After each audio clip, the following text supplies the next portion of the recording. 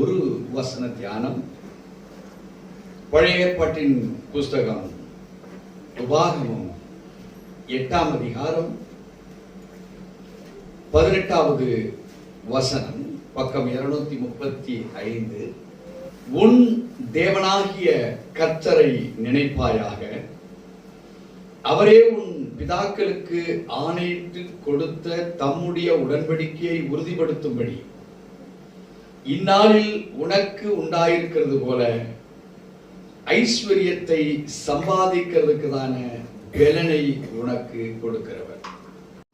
அருமையான தேவச்சனமே, பெரும்பாலும் ரட்சிக்கப்பட்டிருக்கிற நாம் நம்முடைய ஜெபத்தில் அதிகமாய் நம்முடைய தேவைகளுக்கு உண்டான ஐஸ்வர்யத்தை கேட்கிறவங்களாக தான் நம்ம இருக்கிறோம். மேக்சிமம் யாரை கேட்டாலும் போதகர்ல இருந்து பெரிய பெரிய ஆளா சொல்லுவாங்க, இந்த தேவைகள் இருந்து இந்த தேவைக்காக ஆண்டவரே இத்தனை லட்சங்கள் தேவை என்று சொல்லி நாங்கள் சபையாராக செபித்தோம், எங்களுக்கு ஆண்டவர் பணத்தை கொடுத்தாரு. எங்க வீட்டுக்காக இவ்வளவு பணம் தேவை இருக்குன்னு சொல்லி ஆண்டவரே நாங்கள் ஜெபித்தோம், என் தேவன் எங்களுக்கு பணத்தை கொடுத்தாரு. தேவச்சனமே, நீங்கள் அப்படி பெற்றிருக்கிற அந்த ஐஸ்வர்யம் எல்லாம் இரக்கத்தின்படியாய் நீங்கள் பெற்ற பணம். வேதம் அதை கற்றுக் கொடுக்கவில்லை. வேதம் நீ பணத்தை கேட்டு பெற்று உன் சபையோ வீட்டையோ உன் பிரச்சனையோ உனக்கு இருக்கிற போராட்டங்களை தீர்த்து கொண்டு வேதம் சொல்லல. உலக பிரகாரமாக இருக்கக்கூடிய உங்களுடைய கேள்வி ஞானம் வேற, ஆவிக்குரிய கேள்வி ஞானம் வேற. ஆவிக்குரியவைகள் எல்லாமே தேவனுடைய சித்தமும் திட்டமும் தீர்மானத்தின் அடிப்படையில் தான் நடக்குமே தவிர, நமக்கு ஒரு காரியத்தை வச்சுக்கிட்டு எனக்கு இதுக்கு பணம் வேணும் அதுக்கு பணம் வேணும்னு நீங்க கேட்டீங்கன்னா இரக்கத்தின்படியாய் கிடைக்கலாம். அது பெர்மனண்டா சொல்ல முடியாது. அதுல பிரச்சனை இருக்கா, இல்லாம போகுமா சொல்ல முடியாது. பட் வேதம் ஒரு மனிதனுக்கு உண்டான ஐஸ்வர்யத்தை எப்படி தருகிறது என்று பேசிக் பவுண்டேஷன்ல மோசே கொண்டு கொடுத்திருப்பதை ஒரு மனிதன் புரிந்து கொள்ளுவானால், அது எந்த பேஸ்ல அந்த வேத வசனம் ஐஸ்வர்யத்தை சம்பாதிக்கிறதுக்கு கொடுக்கப்பட்டிருக்கு என்று ஒருவன் புரிந்து கொள்ளுவானால், கர்த்தர் அந்த புரிதலோடு கூட ஆண்டவரிடத்துல கேட்கிற பொழுது அந்த ஐஸ்வர்யத்தை கொடுத்துருவார். That is permanent. That will exist for generations and generations. அது தலைமுறையாக அந்த ஐஸ்வர்யம் தங்கும். இங்கே வேதம் தெளிவாய் சொல்லுகிறது, these are the foundational doctrines given by the Holy Father as words through the Holy Spirit by Moses to reveal to his people. தேவச்சனமே, ஒரு ரா மெட்டீரியலா எதையுமே கோட்பாடு அறியாத ஒரு வெத்து மனிதர்களாக எகிப்திலிருந்து வருகிறவர்களுக்கு ஒரு டீச்சிங் கொடுக்கப்படுகிறது. 400 காலங்கள் அடிமைத்தனத்தில் இருந்தவங்க வேதம் தெரியாது, தேவனை சரியா தெரியாது. அங்க இருந்த பெலன் செங்கல் அறுக்கவும் பாறைகளை நவுத்தவும் பில்டிங் கட்டவும்.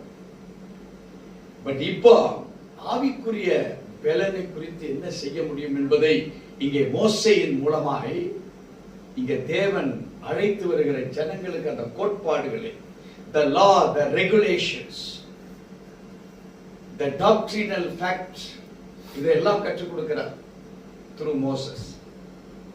தேவச்சனமே, நாம நம்முடைய அறிவை கொண்டு ஆற்றலை கொண்டு தேவனிடத்துல எல்லாத்தையும் கேட்டுக்கொள்ளலாம். பணத்தை கொடுத்தா பணம் கொடுத்துருவாரு, பொருளை கேட்டா பொருளை கொடுத்துருவாரு, அதை கேட்டா அதை கொடுத்துருவாரு. நம்மள கௌரவ பிச்சைக்காரனாகவோ இல்ல கௌரவ அவர் புறவேடர் என்பதற்காக நாம் கேட்கிறவர்களாய் தேவன் நம்மை வைக்கவில்லை. முதலாவது நம்முடைய வாழ்விலே அவர்தான் perfect source of everything. Resource வேற. மாவு இருந்தா நீங்க சப்பாத்தி செய்திருவீங்க. ஆனா மாவுக்கு முன்பாக ஒண்ணு இருக்குது, என்ன? விளைஞ்ச கோதுமை மணிகள்.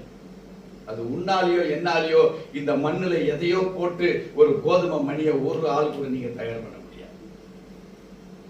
ஆனா கோதுமை மணி இருந்தா மாவாக்கிடுவீங்க.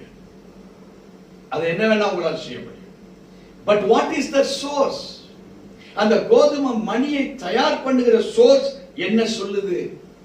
வேத ஆய்வு மூலமாய் உனக்கு எனக்கும் சம்பாதிக்கிறதுக்கு என்ன சொல்லுதுன்னு அறியாம இன்னைக்கு உலகம் ரட்சிக்கப்பட்டவர்கள் பிசாசு குருடாக்கி வச்சிருக்கிறார். இப்ப வேதம் சொல்லுது, உன் தேவனாகிய கர்த்தரை நினைப்பாயாக. உன்னுடைய ஒவ்வொரு காரியமா இருந்தாலும் what God the source speaks to me. எது தேவன் எனக்காக பேசப்படுகிறது,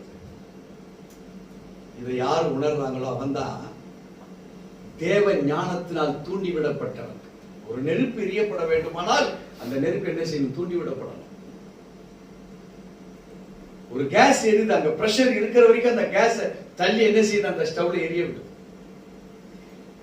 வீட்டுல கட்ட அடுப்பு எரிக்கப்படுகிறது, அதை தூண்டி விட்டு கொஞ்சம் ஊதி பாருங்க, நல்ல கதை கதை கதை. ஒரு சோர்ஸ், அதை குறித்து அறிந்து கொள்ளுகிற தெய்வீக ஞானம் மனிதனுக்கு தேவை. இங்கே ஆண்டவர் சொல்லுகிறார், உன் தேவனாகிய கர்த்தரை நினைப்பையாக. உன்னுடைய தேவைகள் என்ன? இங்கே வேதம் சொல்லுகிறது, அவரே உன் பிதாக்களுக்கு ஆணையிட்டு கொடுத்த தம்முடைய உடன்படிக்கையை உறுதிப்படுத்தும்படி. the covenant, அந்த உடன்படிக்கையை உறுதிப்படுத்துறாரா? யாரை கொண்டு? ரட்சிக்கப்பட்ட ஒன்றை கொண்டு, என்ன கொண்டு? இந்த உடன்படிக்கை என்ன? இந்நாளில் உனக்கு உண்டாயிருக்கிறது போல ஐஸ்வர்யத்தை சம்பாதிக்கிறதுக்கு உண்டான பலனை தான் நமக்கு கொடுக்கிறார், துட்ட கொடுக்கல. துட்டு கேட்டா நீ பக்கா பிச்சைக்காரன். பிச்சை எடுக்கிறவன் தான் துட்டை கேட்பான். தேவச்சனமே, நாம் அழைக்கப்பட்ட அழைப்பு. We are being specially identified and called by the Holy Father. அவர் கூப்பிட்டு கிறிஸ்து என்கிற வார்த்தையை உனக்கு ஊற்றுறாரு. எதுக்கு? ஞானத்தை பெற்றுக் கொள்வதற்காக. இனி துட்டை கேட்டுக்கிட்டு உன் வாழ்க்கையை லாஸ் பண்ணாத, வேஸ்ட் பண்ணாத. பலனுக்கு நீ வியாபாரம் பண்றியா? இந்த வியாபார பலன் என்ன? எனக்கு எதிர்ப்ப ஒருத்தனிக்க கூடாது. உங்க உடன்படிக்கை நான் பெற்றுக்கொண்ட பலத்தினால் ஐஸ்வர்யத்தை பல கோடிகள் சம்பாதிக்க முடியும் ஒரு உலகத்தானால் என்றால், why a children of God cannot do it? ஏன் தேவனுடைய பிள்ளையா இருக்கிறவன் ஏன் செய்ய முடியவில்லை? உடன்படிக்கை தெரியாததுனால. உலக அஞ்ஞானிகளைப் போல ரட்சிக்கப்பட்டவனும் வேதம் தெரியாததுனால வேதம் படிக்கிறது இல்லை, வேதத்துக்காக நேரத்தை ஒதுக்கிறது இல்லை. ஒரு செல்லுல யூடியூப்ல ஒரு ஷாட் வந்தா இந்த கை 100 முறை தள்ளுது. அந்த ஷாட்டை பார்க்க பார்க்க பார்க்க தேவச்சனமே, நாம் எதற்காக நம்மளை ஒப்பு கொடுக்கிறோம்? அவருடைய உடன்படிக்கை அறிய அறிய அறியதான் உன்னுடைய எல்லாமே செழிப்பாமா. ஆடியில் இருக்கக்கூடிய 42,750 கிலோமீட்டர் நரம்பு மண்டலம் ஸ்பெஷலா இருக்கணும்னா, உடன்படிக்கை தெரியலனா உலகத்தில் இருக்கிற ஜீவராசிகளை போல நீங்களும் நானும் வாழ்ந்துட்டு இருப்போமே தவிர தேவ திட்டம் நிறைவேறாது.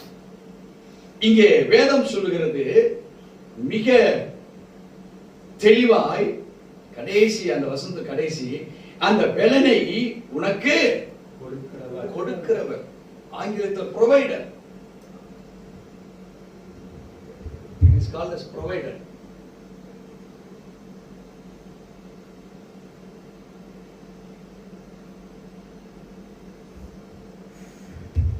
He doesn't provide money. அவர் பேங்க் கிடையாது, அவர் வட்டிக்காரன் கிடையாது, ஈட்டிக்காரன் கிடையாது, தண்டல்காரன் கிடையாது. நம்ம பிச்சை எடுக்கும்படி அவர் என்ன நமக்கு போடுறவரும் அவர் கிடையாது. He is a grand provider. அவர் அந்த பலனை கொடுக்கிறவர். உனக்கு என்ன செய்யணும்? இன்னைக்கு பிசினஸா, வேலையா, உன் ஸ்தலத்தில் நீ யாருகிட்ட எந்த முதலாளிகிட்ட அவுட்ஸ்டாண்டிங்கா நீ வரணுமா?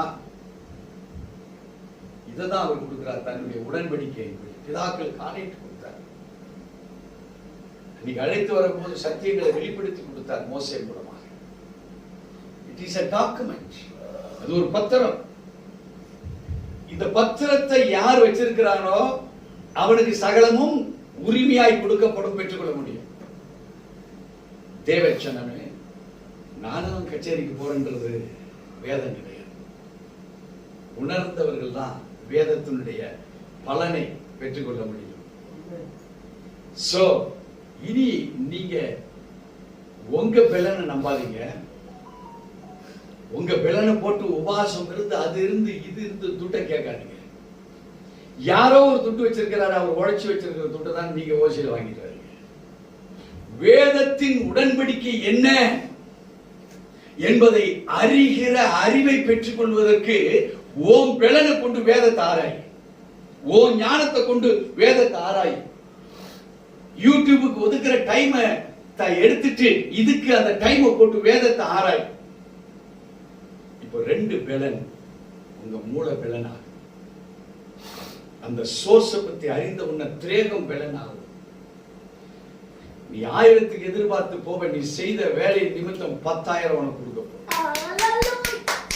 எது தேவையோ அது பெற்றுக்கொள்ளுகிற உடன்படிக்கை தான் நம்முடைய ப்ரொவைட்.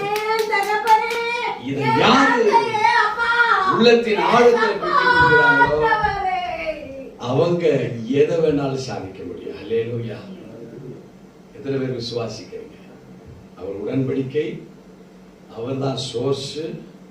அந்த சோர்ஸ் மூலமா டைரக்டா நோட்டை கொடுக்க மாட்டாரு, வேலைன்னு தான் கொடுப்பாரு. ஏன்னா நீ வேலை செய்து சம்பாதிக்கிற பொழுது தேவனுடைய சாட்சியாய் நீ மாறுற. மற்றவன் சொல்லுவான், பிரதர் கிறிஸ்தவம் பிரதவன் சாதாரண ஆள் இல்ல, ஒரு வேலையை செய்தான சந்ததிக்கு நமக்கு நல்லா இருக்கும், அவரை கூப்பிட்டு செய்யுங்க, அவரை கூப்பிட்டு இந்த காரியத்தை முடிங்க. இதுதான் அவருடைய உடன்படிக்கை. தேவ ஜனமே, கர்த்தர் உங்களை இந்த வார்த்தையின்படி ஆசீர்வதிப்பாராக.